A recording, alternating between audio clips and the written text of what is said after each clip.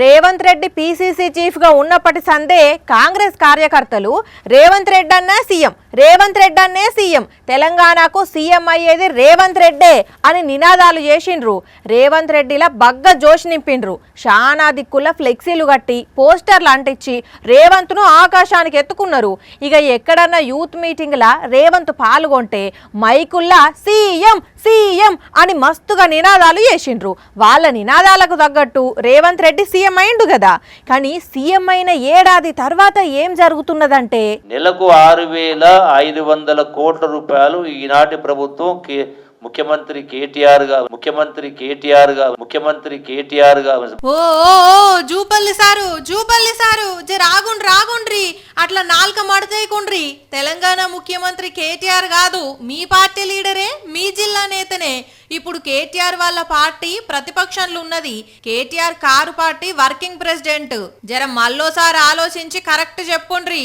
రేవంత్ రెడ్డి గారు అమ్మయ్యా ఆఖరికి గుర్తుకొచ్చింది. బరాబర్గా రేవంత్ రెడ్డి సారు పేరే చెప్పిండు.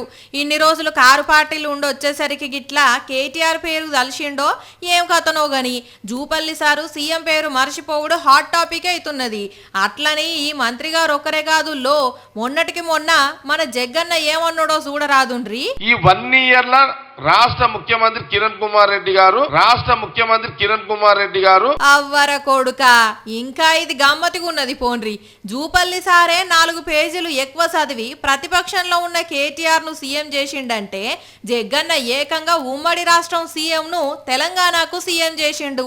మరి జూపల్లి సారు మనసులున్న మాట ప్రకారం ఫ్యూచర్ లో కేటీఆర్ సీఎం అవుతాడో పరిస్థితులు ఇంకెట్లుంటాయో గాని కాంగ్రెస్ పార్టీల లీడర్లందరికీ బగ్గ అలవాటైంది పోన్రి సీఎం పేరును మర్చిపోవుడు.